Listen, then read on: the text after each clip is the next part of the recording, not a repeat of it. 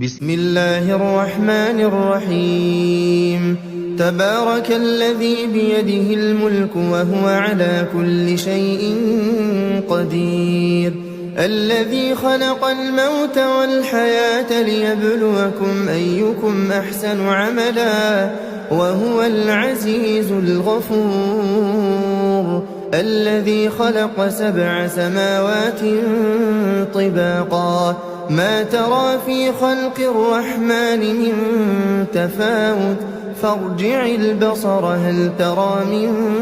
فطور ثم ارجع البصر كرتين ينقلب إليك البصر خاسئا وهو حسير ولقد زينا السماء الدنيا بمصابيح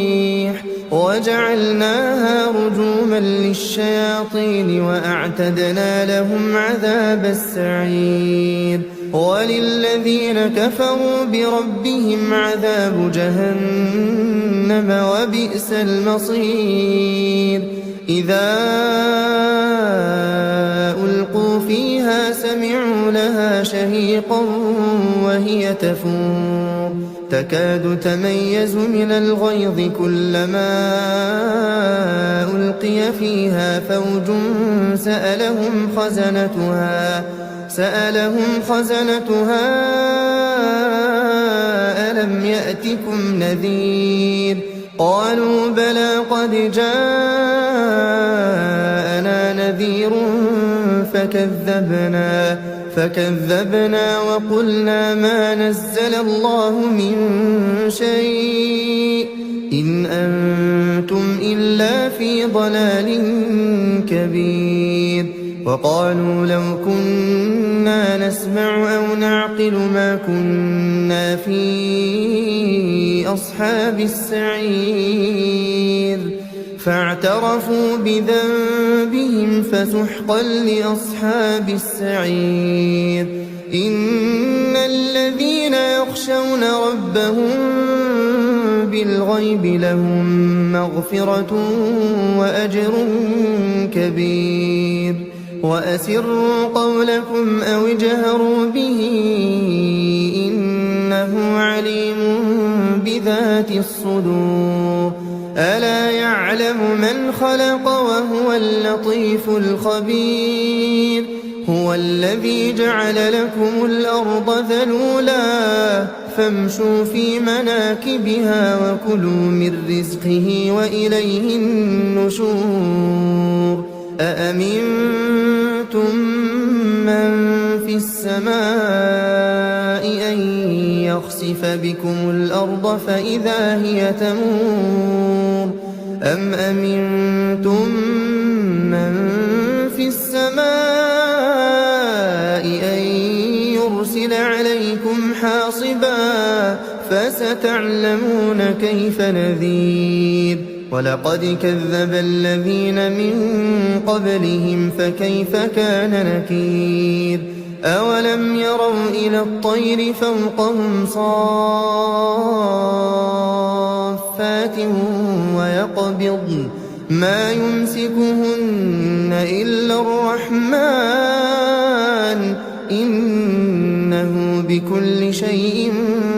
بصير أمن هذا الذي هو جند لكم ينصركم من دون الرحمن إن الكافرون إلا في غرور أمن هذا الذي يرزقكم إن أمسك رزقه بل لجوا في عتو ونفور أفمن يمشي مكبا على وجهه أهدى أمن يمشي سويا على صراط مستقيم قل هو الذي أنشأكم وجعل لكم السمع والأبصار والأفئدة قليلا ما تشكرون قل هو الذي ذرأكم في الأرض وإليه تحشرون ويقولون متى هذا الوعد إن كنتم صادقين قل إنما العلم عند الله وإنما أنا نذير مبين فلما رأوه زلفة سيئت وجوه الذين كفروا وقيل هذا الذي كنتم به تدعون قل أرأيتم إن أهلكني الله ومن معي أو رحمنا فمن يجير الكافرين من عذاب أليم قل هو الرحمن آمنا به وعليه توكلنا فستعلمون من هو في ضلال